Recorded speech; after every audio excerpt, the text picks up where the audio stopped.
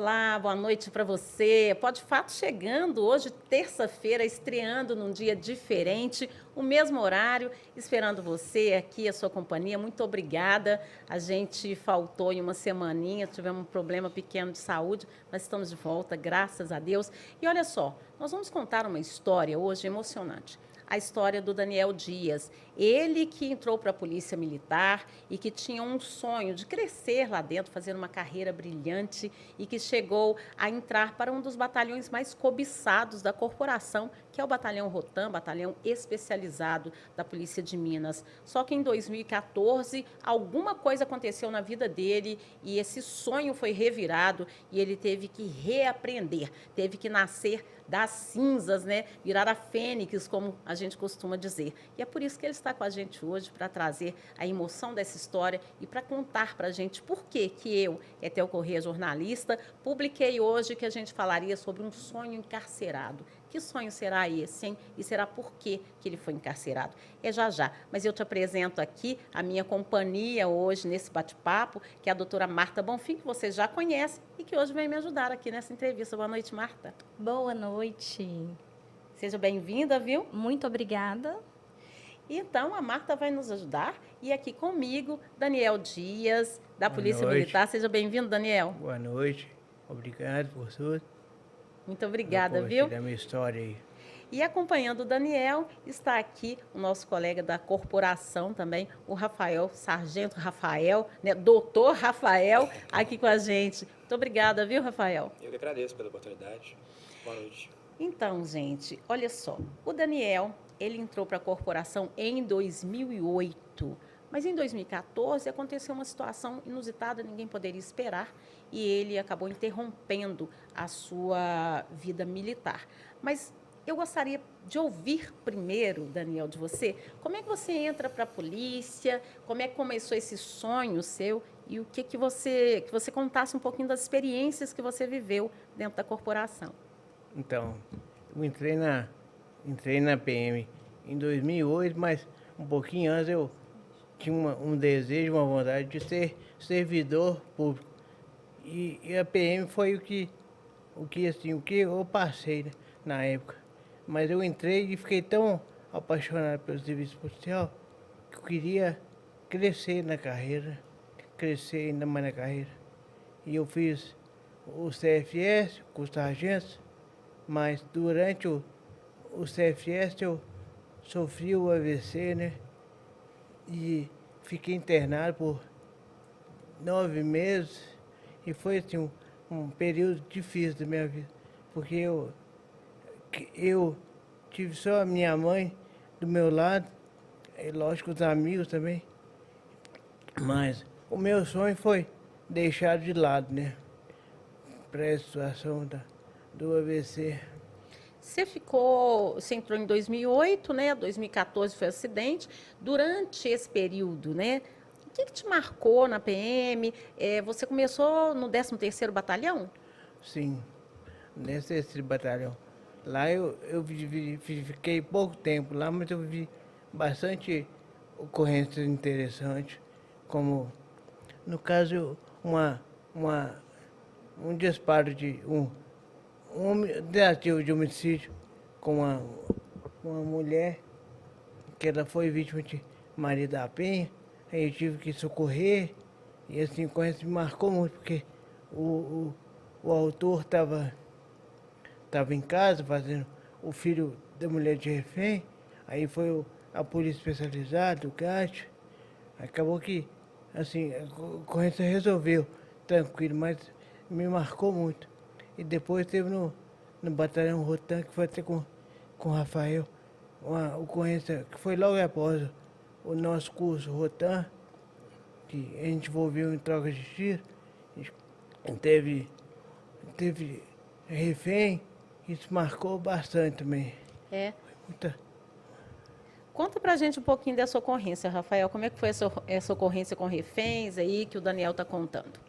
Essa ocorrência foi bem peculiar. Assim, Chega um pouquinho mais perto do microfone, tá? Tá bom. Essa ocorrência ela foi bem peculiar na nossa carreira e, de fato, ela marcou, né? Em Belo Horizonte, Minas Gerais, não é costumeiro o que os bandidos reajam, né? Geralmente a abordagem policial. E nessa chegou a esse alto grau de estresse aí que houve até a troca de tiros. Em resumo, foi uma ocorrência que foi uma moto que foi tomada de assalto, uma moto de alta cilindrada, e a gente conseguiu deslocar para o local, conseguiu verificar que tinha rastreador, né? A moto era rastreada por uma empresa, e a gente conseguiu realizar a abordagem depois de um tempo de acompanhamento, e o indivíduo ele evadiu, né? Dispensou a moto, saiu correndo e deu disparos de arma de fogo contra a gente, né? Na ocasião, até achei que o Daniel foi baleado, porque ele estava na frente, correndo, e ele teve que pular para trás, porque a arma dele deu pane, e é uma máxima de se abrigar sempre, né? E ele pulou para trás no intuito de reduzir a exposição dele contra o sujeito lá, e acabou que eu achei que ele tinha sido baleado, mas aí ele já, não, é só ficar pane, e a gente continuou, troca de tiro, ele fez uma família de refém, simulou rendição, chegou a trocar carregador, ele estava armado com carregador reserva ainda. Sim. E ele fez uma família de refém, aí o time de negociação do BOP, né, chegou e negociou com ele. Ele foi alvejado, mesmo alvejado, ele continuou no cometimento do crime ali. Nenhum de nós fomos alvejados. É uma daquelas ocorrências que tem muita tensão, né? Sem dúvida. Muita. E assim, é questão de frações de segundo, porque estava tão automatizada a questão do treinamento, que na hora que eu via a arma apontada para mim, a minha intenção era só reduzir a minha silhueta, né? Aí a única coisa que eu pensei era pular, reduzir, ir para o chão. Se proteger. Pressionar a pane na arma. Aí tanto que ele pensou que eu tivesse baleado, aí acabou que eu resolvi e a gente continuou. Certo. E você, na época do 13º, você trabalhou o quê, no GEPAR? Eu comecei a trabalhar. Eu fui para lá assim que eu formei o curso de soldados, né? Então eu trabalhei no PA, trabalhei na Polícia Unitária, na PAC, e aí fui para o GEPAR, aí do GEPAR eu fui para o Batalhão Rotan. Como que era a rotina de trabalho de vocês? Como a gente falou aqui, era uma coisa de muita tensão, muita movimentação, ou era um trabalho mais tranquilo nessa região que você trabalhava? Então, o GEPAR era mais movimentado, lógico que tem mais cobrança, né? Mas a PM, a gente tinha mais ou menos o mesmo perfil, então a gente procurava sempre correr atrás, fazer as coisas. E lógico que tinha contra o resultado, que era ter um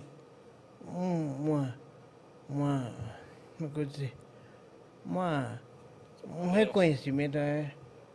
A busca do reconhecimento dentro da instituição, né, da corporação, né? E até, assim, o contraponto é a polícia te cobra bastante, mas se você fizer alguma coisa errada, eles vão em cima de você, né? Sim, sim. É muita pressão, né? Ah, Ô, Rafael, e dessas experiências suas, junto com o Daniel, né? O que você pode contar desses anos? Como é que foram esses anos aí dentro da corporação, junto com ele? pois é, como ele falou, quando a gente começou a trabalhar, eu era recém-formado, né, na graduação de sargento, tinha 20 e poucos anos. E outro dia a gente estava até conversando e a gente aprendeu a ser polícia juntos, né? A gente aprendeu. Ele estava na função de comando em relação a ele, mas a gente tinha uma proximidade muito grande, assim, a gente tinha muito o mesmo perfil, né? Tinha as mesmas aspirações e acaba que foi muito bom a gente desvendar, assim, o serviço policial, né? Que realmente é bem peculiar para dois jovens, né? Dois garotos. Mas acaba que foi uma experiência, assim, que mudou minha vida, né? Hoje, tudo que eu sou, eu devo a esses momentos, aos treinamentos, às dificuldades, né? Eu acho que no momento de dificuldade, que é a hora que você conhece mesmo quem é seu amigo, quem você pode contar. Com certeza. A gente tem umas imagens aí, eu vou pedir o João para colocar. O João coloca umas imagens aí que mostra o pessoal aí lá na corporação, né? Tem umas fotos que tem a galera aí, né? Ó, ali na frente é o Daniel, né? Momento de lazer com a galera. Isso. Essa é quando nós acabamos de chegar no batalhão. Batalhão Rotan, né? Era rotando. A farda ainda era outra ainda lá. É, porque o batalhão hoje tem essa farda que é camuflada, né? Isso. É, eu acho que tem uma imagem Essa é da na época do 13º. turma de vocês. Isso. Aí já foi quando mudou a farda, né? Parece o B9 que a gente fala. Aham. Olha lá você lá, Daniel. Ah. É o Seixas que veio, faleceu já. Muito bom. E aí você começa a fazer o curso de sargento, não é isso? Sim. O que aconteceu? Aí, por mais ou menos um mês de curso, eu fui numa festa, no meu período de folga, eu fui a uma festa, e na festa eu passei mal, senti tonto e tal. A festa até de um amigo militar também. Aí eu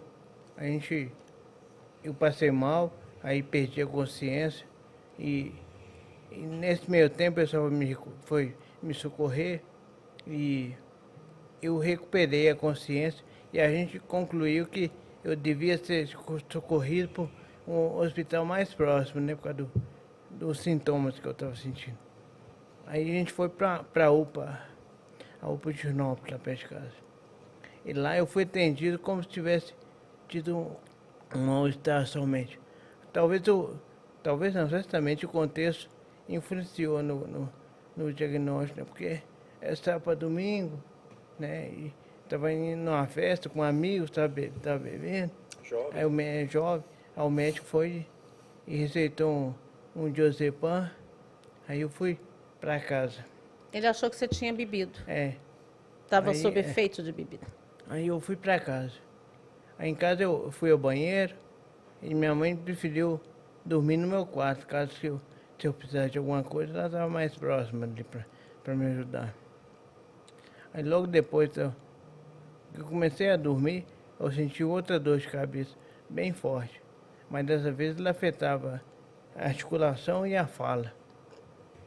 Aí ela ficou desesperada, ela ficou inquieta, acendeu a luz, eu até tentei pedir para ela apagar, mas eu não conseguia falar, então eu pedia por gesto, apaga, fazia por gesto. Aí ela foi até os vizinhos para pedir ajuda, e um deles saiu pelo bairro para ver se tinha alguém que podia socorrer, podia ajudar. Aí na padaria próxima, haviam 2 policiais tomando café lá. Aí ele contou que o policial estava passando mal. Então, aí os policiais largaram o café e foram lá para socorrer imediatamente.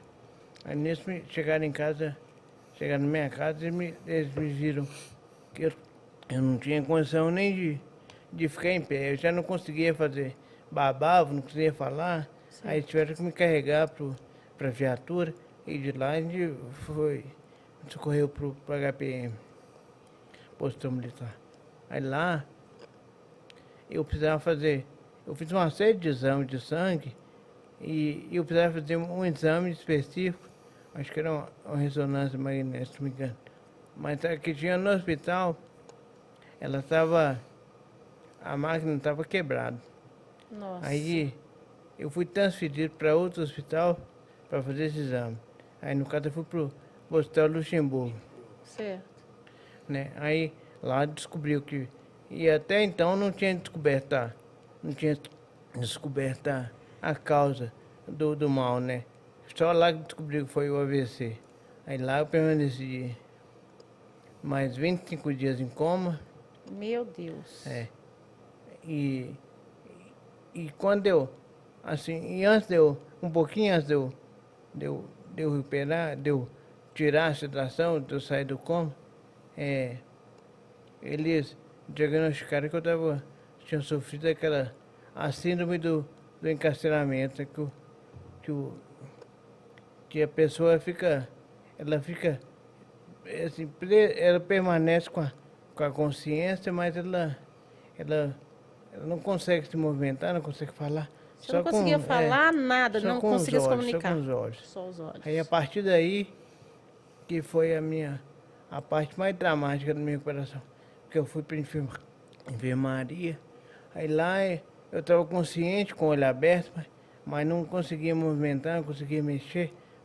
a posição que os médicos, que os enfermeiros me colocavam, independente se eu estivesse me incomodando ou não, eu tinha que ficar, porque eu não conseguia falar, nem me expressar, às vezes só por chorar ou sorrir, que eu fazia bastante. Aí de lá eu fiquei um tempo lá, aí começou a recuperação com fisioterapia, com os alongamentos, fonoaudiólogo, questão de o tipo de líquido que eu ia aguentar, que eu ia conseguir deglutir. Você teve que fazer até uma alimento, tráqueo, né? Eu tô vendo, né? Isso. Foi um período de... Teve isso também, a tráqueo, que até eles ter confiança para tirar, teve que fazer vários testes e tal. Foi bem dramático. Você Aí ficou de lá quantos meses internado? Lá no Luxemburgo foram 3 meses e meio. Nossa. Aí de lá eu fui pro Hospital Paulo Vitarso. Aí lá a fisioterapia era mais intensa. Aí tinha acompanhamento com psicólogo, mas fonoaudiólogo mais ativo mesmo, porque até para o paciente que ele tinha que sair do leito e até o ambiente o ginásio da fisioterapia foi muito importante para a minha recuperação. Ô Daniel, você teve medo de morrer? Não, nenhum momento. O que você sentia? Porque você não conseguia se expressar. Então, quando a pessoa que vive uma profissão tão, né, intensa quanto a de vocês, né, fica presa.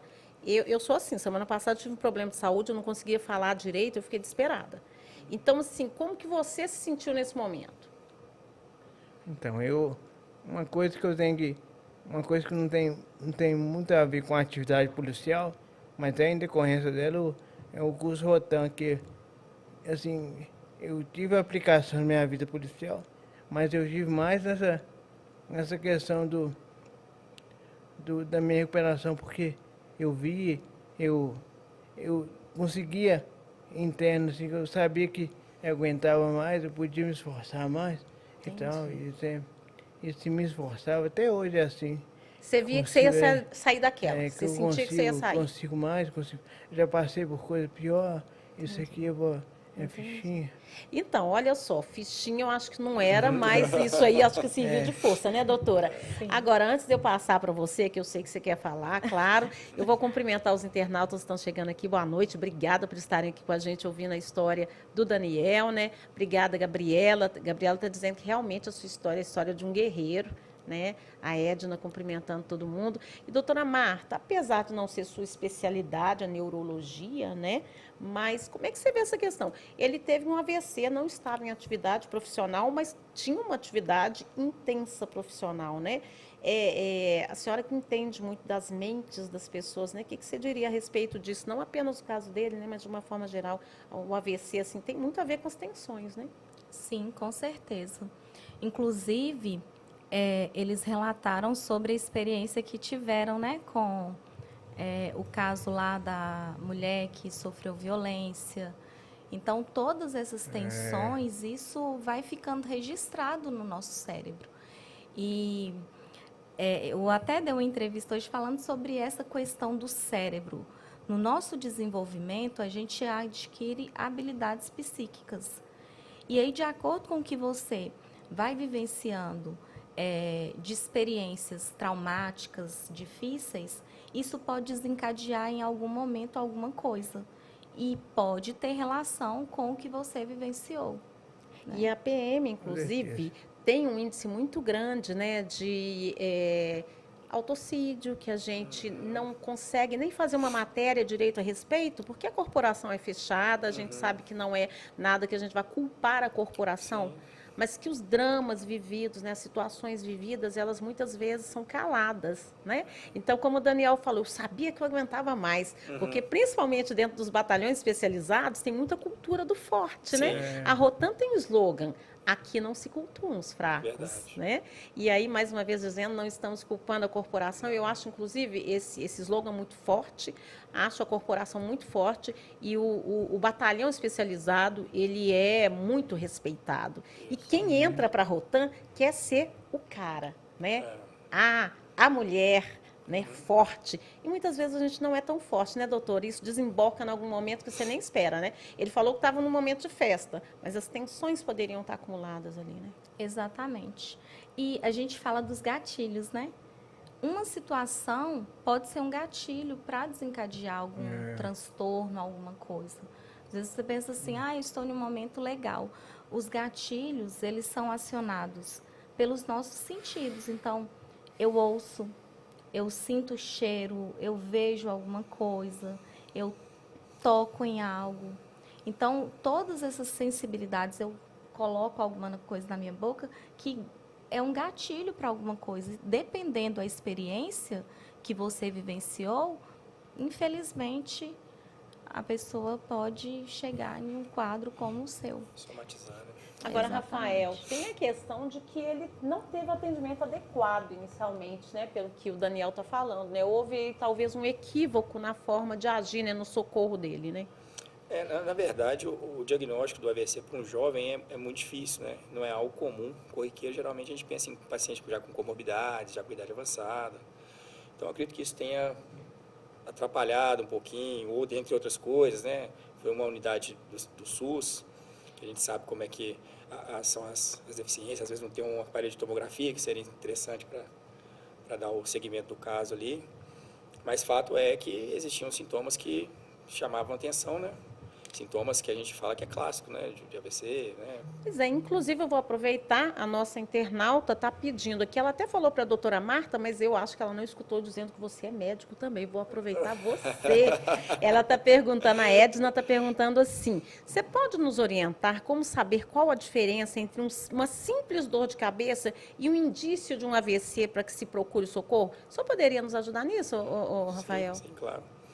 A dor de cabeça típica do AVC, ela tem aquele caráter mais súbito, geralmente ela pode ser mais aguda, né? E ela vem acompanhada de sintomas motores.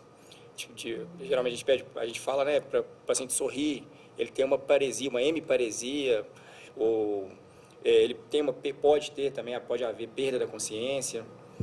Então, os sintomas estão mais associados a a gente chama de déficit neurológico focal, né? Que o paciente vai apresentar, e a dor de cabeça ela entra ali no rol de sintomas de um AVC. Entendi. Inclusive não é muito comum, geralmente o AVC hemorrágico ele cursa mais com cefaleia, né? Entendi. E tem aquela história da dor no braço, aquilo é infarto? Ou é AVC também, a dor no braço esquerdo? A dormência no membro superior esquerdo geralmente está relacionada ao infarto. Ah, tá. A inervação ela compartilha, né? E a isquemia do miocárdio ela leva esse formigamento, sensação de formigamento, geralmente no braço esquerdo, podendo ser mandíbula, podendo ser para as costas. Então, o AVC tem formigamento? Não, esse é o infarto, né? Ah, o infarto tem formigamento, tá. Mas o AVC, o paciente também pode ter uma redução da sensibilidade, refletindo pelo formigamento. E tem vários tipos de AVC? A gente classifica em dois grupos, né? O AVC isquêmico, que é causado por um trombo, que foi o caso do Daniel, e tem o AVC hemorrágico, que é causado pela ruptura de uma artéria do cérebro e sangra. E é algo que pode acontecer de repente? Sim, pode acontecer de repente. Tem alguns fatores que a gente chama fatores de risco para desenvolvimento da doença. Certo. Mas no caso dele, ele é um jovem, 28 anos, atleta, acostumado a pedalar 10 quilômetros de bicicleta, fazer natação, vida saudável. Dá para imaginar o que pode ter levado a isso? Ou seria questão de estresse mesmo, como a doutora falou aqui também? Então, o estresse também é um grande fator de risco. Acho que o principal hoje da atualidade é o estresse, né? Inclusive, o nível alto de cortisol, Exatamente. ele pode causar o infarto. Certo, certo. Esse AVC isquêmico, ele pode deixar sequelas maiores ou menores? Não, depende da extensão, né? Se a área de vascularização for maior, né? Se o trombo for pegar uma artéria que vascularize uma região maior, as sequelas podem ser maiores. E também tem a relação com o tempo, né? O AVC isquêmico, por exemplo, nas primeiras 4 horas é interessante, tem um tratamento específico, né? Que a gente chama Golden Hour, né? Então, ele tem um tratamento específico que dissolve esse trombo e geralmente nem ficaria sequelas, né? Tá, quer dizer, o socorro rápido, né? Exatamente. É E para o hospital de fundamental. porte também é interessante, né? Uma UPA certo. não tem ali, talvez, o médico preparado para fazer essa intervenção, não tem um aparelho de tomografia que iria confirmar o diagnóstico, né? Certo. No seu caso, Daniel, eles chegaram à conclusão do que levou a esse AVC? Então, eu tive uma série depois do fato, né, eu fiz uma série de exames para investigar, né, a causa. E chegaram à conclusão, fiz um exame de bolhas, chegaram à conclusão que foi por causa de um forame no coração, um buraquinho no coração, Sim. que passou um coágulo, isso não te cara. Passou um coágulo, caiu na rede sanguínea, aí fechou uma artéria no cérebro. Aí eu ocluí o sangue e... Agora, vamos falar então de uma coisa boa que aconteceu com você no hospital, né?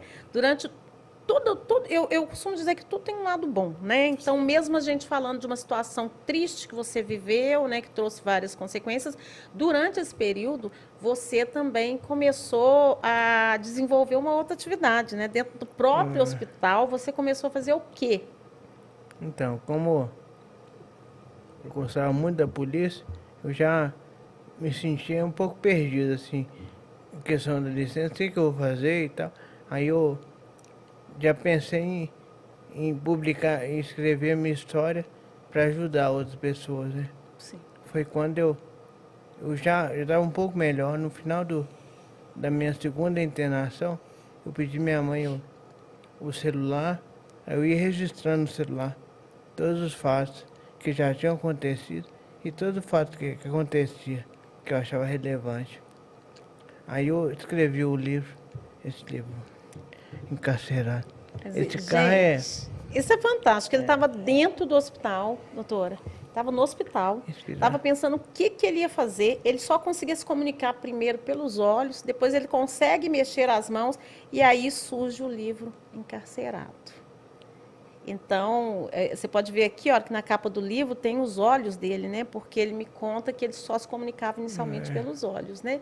E aqui, encarcerado, e na epígrafe, nem toda prisão possui grades, né? O que você quis dizer com isso? Você estava se sentindo preso naquele momento? Essa capa era bem minimalista, mas ela é repleta de significado, né? Porque o encarcerado tem a ver com o meu diagnóstico, né? Que foi síndrome de encarceramento. E nem toda prisão possui grades, porque eu fiquei preso no meu próprio corpo, né? E os olhos é porque é uma parte bem importante da minha recuperação, porque eu comecei a me comunicar piscando os olhos uma vez para assim, uma vez para assim, duas para não, para depois evoluir para conseguir apontar, para depois começar a falar e ninguém entender nada. Você criou um código, né? E eu ouso dizer, baseado no que você me contou aí, né, do amor pela polícia, que o fato de você estar dentro de um batalhão que te exigia tanto uma postura, né, uma posição ali, você agiu como um policial ali, né? Você agiu com a disciplina do policial buscando sobreviver. Deus parece que está me preparando para o que eu ia passar, né? Porque situações de estresse na polícia e assim, o curso Rotan, e até para aplicar isso na minha recuperação, questão da disciplina, eu estou sempre fazendo exercício, até hoje eu sou disciplinada a esse ponto de fazer o exercício que eu tenho que fazer. Então, e a corporação te apoiou? A corporação apoiou em tudo que eu precisava. Questão do colchão pneumático, mas assim, teve um apoio. A dieta que graças a Deus não precisei, mas estava disponível. Mas assim, o que ajudou mais, que foi destacável, é os amigos policiais, né, que fizeram rifas, ajudaram na reforma lá em casa, fizeram uma série de coisas. Rafael estava no meio também, obrigado. Tá certo. Tem mais uma pergunta de internauta aqui, de Meia. Boa noite, de Meia. Ela está perguntando para vocês. A minha pergunta aos dois da área médica, o comprometimento, eu acho que vai ser mais para ele, viu, Marta? O comprometimento por diabetes ou pressão alta pode ser um fator que propicia o AVC ou não tem nenhuma relação um com o outro? Não, tem. São os principais fatores de risco. Diabetes, pressão alta? Diabetes, hipertensão. Sedentarismo, estresse também são outros fatores. mas o controle pressórico, né, o controle das comorbidades que a gente fala, tem relevância com a redução de eventos cardiovasculares. Então, quer dizer, quem tem diabetes tem que estar com esse diabetes controlado para evitar ser vítima de um AVC. Reduz a chance. Né? Não vai eliminar um paciente que quer dizer que ele tem o controle, né, adequado da pressão arterial e da glicemia, hipertensão e diabetes, não quer dizer que ele não vá ter um AVC. Nós tivemos um jovem aqui que não tinha aparentemente nada e teve. Mas a gente fala em redução de chances. Certo. Então, atividade física, boa alimentação, momentos de lazer, cessação de tabagismo, etilismo, controle de comorbidades, né? Hipertensão, diabetes, a própria depressão, que a gente pode dizer que é uma doença aí também. São medidas que o paciente vai tomar ali que ele vai reduzir e muito a chance dele de sofrer um evento cardiovascular, /AVC, /infarto. Agora, a pessoa que tem AVC, ela pode fazer ou deve fazer atividade física? É muito interessante que ela continue, né? Se ela não fazia, que ela passe a fazer. Vai ter as limitações funcionais ali, que serão avaliadas por um terapeuta ocupacional, um fisioterapeuta, mas a atividade física e esse mesmo controle ele deve ser fundamental, né? Vai dizer que tipo de atividade pode ser feito, né? Sim. O médico dessa Mas pessoa, geralmente o paciente conseguindo fazer ali algum tipo de movimentação, a bicicleta, Daniel faz bicicleta na casa dele, faz academia, voltou, retomou, né? A polícia me ajudou, essa questão, a disciplina está me ajudando, essa recuperação, a questão da atividade física constantemente, Sim. alimentação mais controlada. Sim. Né? E por falar em atividade física, sabe que eu adoro atividade física, né, Marta? Olha, eu fiquei um tempão, gente, sedentária. Eu gosto muito de caminhar, mas fiquei um tempão sedentária exatamente por excesso de atividade, né, de trabalho. De repente, você não faz nada. Aí, de repente, eu falei assim, não, eu preciso mudar alguma coisa na minha vida. Aí eu comecei a fazer hidroginástica, por isso eu estou perguntando pro doutor aqui, que eu não sou boba, né? Comecei a fazer hidroginástica, que eu adoro, e eu faço 3 dias na semana e estou fazendo 2 dias de musculação. Só que musculação é duro, e eu não gosto não, gente. Eu faço porque a gente precisa de atividade física, né? Então, eu quero recomendar para você, internauta, e para vocês que estão aqui na mesa, sabe? Vou mostrar para vocês onde eu faço a minha hidroginástica. É na Aqualita Premium aqui na Pampulha, não é isso mesmo, João? 3 passos para trás, vambora! Vambora! Bora, menina!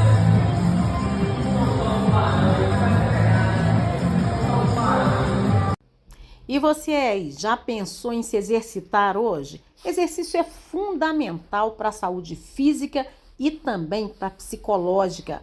Dá um bem-estar daqueles. Eu adoro fazer exercício na água. Então, vem malhar comigo, vem para Aqualita Premium, a melhor academia de hidroginástica da região da Pampulha. E além da hidroginástica, tem ainda natação adulto, natação bebê e infantil.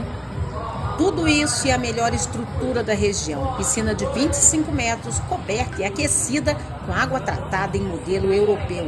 Vem, Avenida Portugal, 5.139, no bairro Itapuã, Pampulha. Faça contato também pelo WhatsApp 30 24 90 94. O DDD é o 31. É porque não tem desculpa, né? Quando tá chovendo eu tenho que ir, se tá fazendo frio eu tenho que ir, né? E nos outros 2 dias eu faço companhia pro meu filhote, sabe aonde? Lá na Body Energy, a melhor academia de Belo Horizonte e de Vespasiano para você malhar. Na Body Energy você tem equipamentos de ponta, gente, uma equipe de primeira. Então a Body Energy tem academia aqui no Dona Clara, tem também no Boa Vista, tem no Nova Sintra, no Caiçara, do lado da sua casa, né? E tem também em Venda Nova, lá na Avenida Vilarinho. Então, olha, não tem desculpa, tem Body Energy em qualquer lugar de Belo Horizonte. E você já sabe, né? Se você quer ser melhor, vem para melhor, vem para Body Energy. Voltando aqui a nossa fala, voltando aqui com o Daniel. Daniel, e o Encarcerado, então, é o livro que traz aí a sua história, né? Minha história. E quando é que a gente pode adquirir esse livro? Onde que a gente pode adquirir? Terá um evento sexta-feira de lançamento, um café para o lançamento do livro, no Batalhão Rotan, às 8 horas. Aí todo mundo está tá convidados para ir lá. Vai Tem o ser e-book também, né? tem um e-book e tem o livro físico pela internet também. Vai ser tudo lançado lá. Vai ter uma quantidade razoável de livro o livro físico pela internet e o e-book para quem quiser adquirir. Então, dia 27, né? Deixa eu mostrar Dia essa capa 27, aqui de 8 novo, horas. gente. Aqui, ó, encarcerado, tá? Daniel Dias. E ele vai contar essa história pra gente, vai contar outras histórias que ele não contou aqui também. Dia 27, o lançamento, essa semana, 9 horas? 8 horas da manhã, bem cedinho, café da manhã, lá no Batalhão Rotan. É aberto a todos ou é só para a corporação, para quem é da corporação? Aberto a todos. Aberto a todos. Então, não perde tempo, encarcerado, você vai comprar lá e vai descobrir as histórias do Daniel, né? E também a história da superação dele, né? Um grande presente também, se tem um aniversário aí, alguém que gosta de ler, né? Tá na hora de comprar. Pode comprar também o e-book, quem não gosta de livro físico, e pode comprar também pela internet, né? Se quiser o livro físico, mas comprar pela internet, né? Então tá. Temos uma pergunta também da Gabi Cristina. Qual tem sido a maior dificuldade no processo de recuperação que o Daniel vem encontrando? Processo de recuperação eu venho, assim, agora já melhorou bastante depois que eu comecei a dirigir, que me deu ânimo para fazer mais. É o ânimo, essa constância de estar sempre recuperando, enfrentando fisioterapia, fono. Chega uma hora que cansa, né? Assim que você vê resultado, mas por tanto tempo você acaba cansando. Mas assim, e Deus vai dando energia, a gente vai conseguindo, igual agora estou dirigindo, aí tem mais ânimo para ir para lugares mais longe, para ir mais longe. Assim, Que coisa boa. Você precisou de um carro agora adaptado. e sim, Tá. sim. E aí agora você consegue se É uma dirigir benção, naturalmente. uma benção na minha vida, porque assim, eu tenho um ânimo para ir em lugar longe, para ir em lugares mais longe, para sair, para divertir. E o carro está me proporcionando nisso, né? É bacana Daniel, demais. eu também quero te fazer uma pergunta.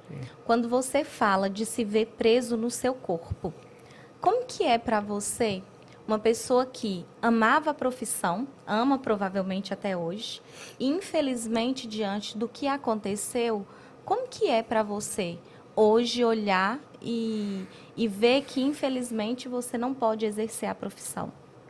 Então, é uma situação difícil que eu passei.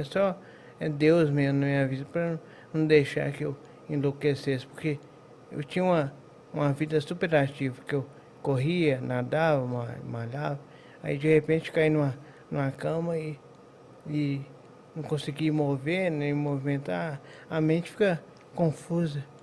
Até por um fato que eu queria contar do meu amigo Seixas, que quando eu estava em recuperação, quando eu recebi o diagnóstico do encarceramento, do síndrome do encarceramento, eu comecei a ter acesso a uma televisão.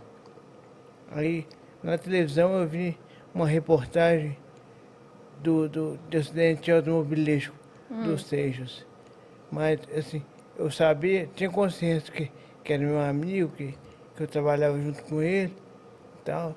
Mas, assim, eu não podia me expressar só chorando ou sorrindo, né? Porque eu chorava muito. Eu chorava bastante, ninguém entendia nada. Tanto que meus amigos tentavam me privar da notícia do acidente, com medo de atrapalhar na recuperação, sendo que eu já tinha visto, mas não conseguia comunicar. Relembrando a história do Seixas, é um policial militar que morreu numa tentativa de socorrer alguém? Não, o Seixas, a gente trabalhava junto, né? Antes dele ir para o curso, a guarnição era composta por ele, o Seixas e o soldado, hoje tenente, né? Que é Emil. E um determinado dia ele estava trabalhando em outra equipe, dirigindo, perseguindo um veículo. Sim. Eles capotaram, ele foi arremessado para fora do carro e faleceu no local. Deus. E ele estava, nesse momento, ele estava internado, o Daniel estava internado. E aí veio a emoção toda de ver a Inclusive, notícia. esse Seixas, ele foi me visitar no hospital na época eu estava em coma, né? E logo depois que eu recobrei eu fui tirado do coma, que eu tive acesso à televisão, que eu vi reportagem que ele tinha sofrido um acidente. Aí eu uso esse relógio aqui para homenagear ele, né? Que é um modelo que ele gostava muito, então é um modelo que eu uso também. Que bacana, que bacana. Eu queria, inclusive, que rodasse um vídeo que o Sargento Rafael fez aí, Foi né? o Daniel que fez. Foi o próprio Daniel que Foi o fez, você que me mandou, achei que ele... Que coisa, você fez o vídeo, então roda para mim, João, o vídeo mostrando as imagens aí. Conta pra gente aí o que você montou nesse vídeo, Daniel. Então, eu queria uma exposição mais para rodá-la no dia do lançamento, contando um pouquinho da minha história, Ou seja, minha idade, minha idade de formação, quanto que eu entrei na polícia, quando eu fui por 13, a minha guarnição de 13, quando eu fui para Transrotan, fiz o curso, né? Momentos Assim, importantes da sua vida, né? Bem assim, uma ideia bem resumida da minha história, né?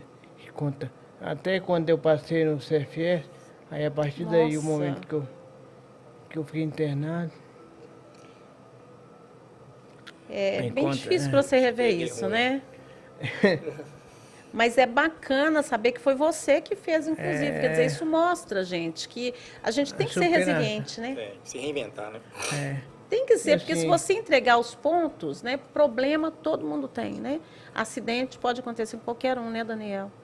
Isso para mim é difícil ver isso, mas acho que para minha mãe ainda é mais difícil, né? Porque só ela, eu sou filho único e ela é divorciada, então para ela sofreu muito na época. Você é Sofreu um muito, arrimo dela, né? E ela agora o seu, né? É. Então, a Edna está dizendo para você que, olha, não desista. Faça de conta que você atravessou uma ponte e que essa ponte não existe mais. Então, só existe uma opção, caminhar para frente. Você é um vencedor. Muito bacana. Obrigada pela mensagem. viu, Edna? Ressignificar Então, mesmo, isso, né? Fazer um vídeo com minhas fotos, que não me afeta mais. Tirei várias coisas interessantes da situação. Quem lê o livro, a ideia que a gente tem, assim, inicialmente eu comprei o livro para ajudar o colega, apoiar o amigo nas novas empreitadas, mas depois que você lê o livro, você pensa assim, "Não, esse livro, ele está me ajudando muito." E ele está no final, assim, para deixar para quem for ler, né? Sim. Parece que o AVC foi uma das melhores coisas que aconteceu na vida dele. A sensação que você tem, apesar dessa gravidade do caso, das sequelas, de interromper sonho, ele explica aqui dentro que tudo teve um propósito e como a vida dele mudou para melhor por causa do AVC. E não só a minha, né? Das pessoas que estão, a minha avó, minha mãe, meus amigos, tal, todos foram impactados pelo que aconteceu comigo, né? Sim. Nesse programa, a gente sempre fala de casos ligados à segurança pública, o que impacta a vida das pessoas, né? E é o que a gente está fazendo aqui, né? Porque nós estamos trazendo uma pessoa que representa a segurança pública, duas pessoas que representam a segurança pública, e mostrando que todos são humanos, né, gente? Não é porque você está ali vestido de uma farda, investido do poder do Estado, que você é um super-homem. Né? Então é importante que a gente reflita sobre isso, que todos nós temos o risco da profissão e o risco de vocês é inerente, né? E que vocês estão sujeitos, mas também tem condição de ser outra pessoa, né? Eu não sou só o policial, né? Eu acho que o Daniel não deixou de ser policial, continua sendo, né? Aliás, né? Você não sai do quadro da corporação, você está no QOR, né? No quadro dos QOR não, né? No quadro dos aposentados, né? Dos reformados, né? Mas eu vejo pela sua força que a polícia não saiu de você, tá dentro de você. Com certeza. Não é isso? E eu quero passar para você a bola, né, Marta? Porque eu tô vendo que você está olhando assim com esse olhinho de quero falar, né? Quero. É interessante quando a gente pensa no cérebro, a neuroplasticidade, que faz com que a gente vivencie situações e o cérebro tem a capacidade de modular e a pessoa vai se adaptar a outra realidade, que é o caso dele. E aí uma coisa que eu estava vendo ali, você contar a sua história, você falando de Deus, você falando... eu não falo de religião, tá? Mas eu falo que a importância da gente ter uma fé. Eu vi que você é cristão e quando a gente exercita a nossa fé diante das situações desafiadoras, porque existem 2 professores na vida que não falham, a dor e o amor. Esses professores nunca falham. E em meio às dores, a gente também cresce muito, né? E quando o Dr. Rafael falou em relação ao livro seu, que parece que a situação que você vivenciou foi algo que parece que foi bom e as pessoas que vivem ao seu redor puderam também vivenciar isso, é importante entender que em meio às dificuldades a gente nunca pode perder a nossa fé, porque a fé nos traz esperança e a esperança faz a gente ir vivenciando e vencendo os processos desafiadores que a vida traz. É isso. Com certeza. Ô, Marta, me fala, você está precisando comprar umas torneiras, verdade? Uai, muitas. Muitas, né? Estou precisando construir. É, né? Você sabe onde é que você vai comprar, né? Sei. Onde? Onde? Onde você vai comprar? Você que vai me falar agora. Ah, essa dica é boa. Se você precisar de torneira na sua casa, sabe onde é que você vai comprar? Na CMM Metais, meu parceiro comercial, entendeu? A melhor torneira de Belo Horizonte, não é isso mesmo, João? Fala, pessoal, tô aqui na CMM Metais, a marca que você já conhece, e confia para te mostrar as últimas novidades. Vem comigo. A CMM Metais agora tem uma linha completa de novos produtos. Você encontra aqui kits de acessórios para banheiro, torneiras monocomando para cozinha e banheiro, torneiras de luxo, além de acabamentos de registros e acabamentos para válvulas de descarga. Tudo isso com a excelência que só a CMM Metais oferece. E você deve estar se perguntando: como conseguimos manter essa qualidade superior e oferecer preços tão competitivos? O segredo é simples: nós fabricamos. Isso permite trazer o melhor para você direto da fábrica para sua casa com um custo-benefício imbatível. Então não perca tempo, visite o nosso site ou chame pelo WhatsApp e peça o nosso catálogo para conhecer toda a nossa linha de produtos. Qualidade, inovação e preço justo, você já sabe, tem nome: CMM Metais.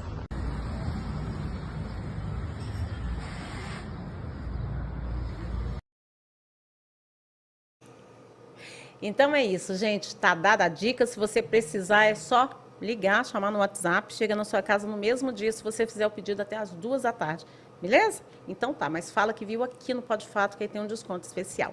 Bom, e aqui no Pode Fato, gente, a gente gosta de falar de coisa boa, né? Então nós estamos falando de resiliência, de superação, porque por trás de um problema sempre tem a solução, né? E a gente gosta também de presentear os nossos visitantes, né? E você gosta de fazer ginástica? Muito, Gosta? muito. Eu acho que, como a gente falou, ginástica é muito importante, né? Meu parceiro comercial, que é a Body Energy, a melhor academia de Belo Horizonte, de Vespasiano, está premiando você com um vale de 1 ano de academia, tá? Mostra aqui, João, vale de 1 ano de academia. Tá te presenteando também com uma camisa, até eu quero um close nessa camisa aqui da Body Energy, por favor, João. Camisa da Body Energy, vale legal. de 1 ano, tá? Você vai poder frequentar qualquer uma das nossas sedes, tá? Eu já falei para você quais a gente tem: Boa Vista, Caiçara, Dona Clara, ali em Venda Nova, né? E temos também lá no Nova Sintra. E em Vespasiano, se você estiver passeando Muito por lá, obrigado, vou presente. passar o fim de semana em Vespasiano, onde você vai malhar na Body Energy, tá? Você vai levar esse voucherzinho, tá? Vale por 1 ano. É a nossa assinatura top, que é aquela que você pode malhar em qualquer academia o dia que você quiser. Todos os dias da semana, se você quiser, durante 1 ano. Você vai levar uma camisa da Body Energy também, tá? Como presente do nosso querido Fernando. Obrigada, viu, Fernando, por esse carinho aí com os nossos convidados. Gostou? Ótimo, muito obrigado. Gostei muito desse. Tá certo. Queria fazer só um adendo aqui. Eu vi muito na minha recuperação que o que favoreceu minha recuperação foi a atividade física. Ah, é? Porque você fazia fazia na muita polícia. atividade física e isso favoreceu a minha retomada rápida, a minha rotina, tá? Não tão rápida assim, quando a gente pensa, mas foi bastante considerável. Sim, e aí você vai, claro, você vai fazer aquela atividade, né, orientada pelo médico, né? Tem o doutor Rafael aí já para te orientar aí, né? Agora não tem desculpa mais não. Não tem desculpa mais, não. E eu quero, gente, aqui também tem aquela história, né? Tudo aqui acaba em pizza, né? Cadê minha pizza, gente? Pizzaiolo Cidade Nova está presente hoje?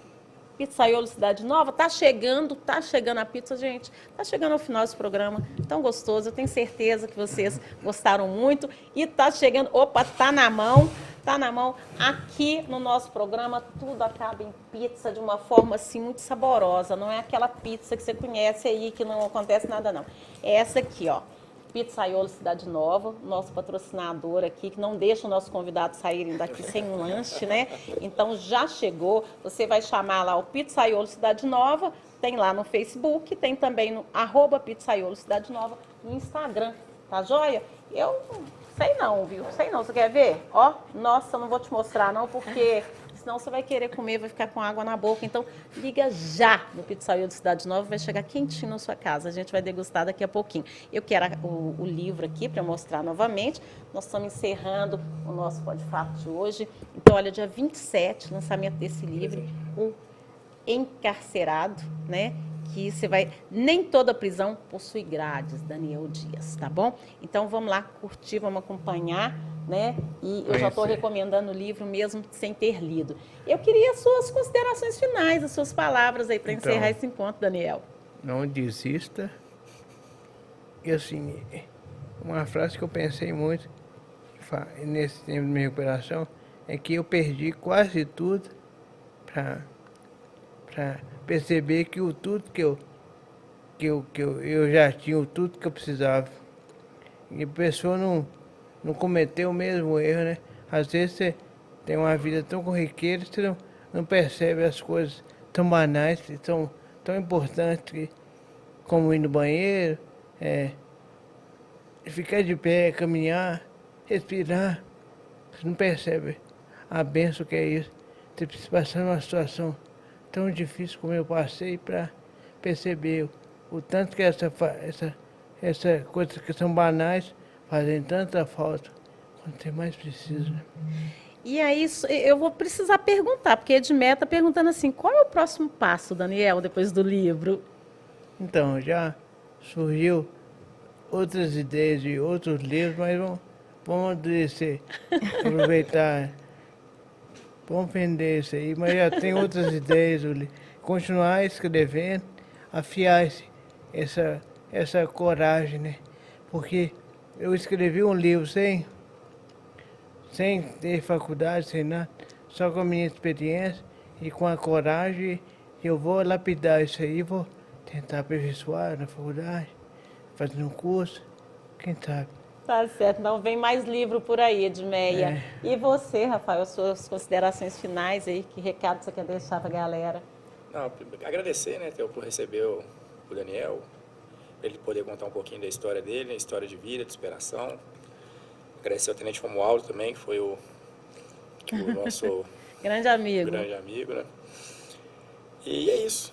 Dizer que a história de vida dele, né, o livro ali, não tem nenhum segredo mágico ali, mas ele fala que o simples, né, andar, caminhar, respirar, valorizar a relação com a sua família, né, no caso da sua mãe, você comentou mais, são coisas que devem ser colocadas em primeiro lugar antes de pensar no trabalho, antes de se estressar com o serviço, antes de ter que pensar em ganhar dinheiro. Se você não está fazendo o básico, às vezes está indo no lugar errado, né? Tá certo. Ô, Marta, agora te agradecer muito, viu, por estar mais uma vez com a gente, dividindo aqui conosco essa ancoragem aqui do Pode Fato. E eu acho que você podia encerrar respondendo a Gisela aí, né? Que a Gisela está te perguntando aí, né? Como equilibrar, como usar esses dois professores, dor e amor, frente a uma criança de 8 anos que passa por uma situação complexa. Dor e amor. Eu acho que não vai dar para detalhar, mas dá uma pincelada para ela, como usar, né? Como ter esse japazão aí para usar dor e o amor. É possível equilibrar? Situação bem delicada, né? Complexa. O avô está em fase terminal. É viver um dia de cada vez, aproveitar ao máximo, deixar a criança, cria situações que a criança vivenciou com esse avô, das coisas boas, e vai ajudando ela, compra algum bichinho de estimação se ela não tiver, vai colocando para ela ocupar esse tempo, porque é importante, e buscar ajuda psicológica, eu acho que é extremamente necessário, porque trabalhar o luto antes é melhor para que ela tenha mais resiliência e consiga dar conta, né? Principalmente pensando na fase de 8 anos de idade de desenvolvimento ainda. É isso aí. Gente, muito obrigada, então, viu, pela participação. Foi muito rico esse encontro com vocês, viu, o pessoal que está comentando, agradecendo pelo assunto que a gente discorreu. Muito obrigada a você que nos acompanhou. Então, continua nos seguindo, compartilha, manda para o colega se você achou que o assunto serviu, te ajudou de alguma forma. E olha, anota na sua agenda, então, 27 de setembro, 8 horas da manhã, lançamento do livro do Daniel Dias, lá no Batalhão Rotan. Aproveita para você ir lá conhecer o batalhão, aposto que você vai gostar. Eu te agradeço pela companhia. Me segue nas redes sociais, eu estou no @EtelCorrêa Jornalista, no Instagram, estou lá no TikTok, EtelCorrêa 4, estou no Facebook, estou também lá no portal UAI com a minha coluna, o Fato em Foco, na TV Alterosa todos os dias. E aqui com vocês agora toda terça-feira, tá bom? Suzana está de licença, daqui a pouquinho ela volta e vocês fiquem com Deus. Tchau.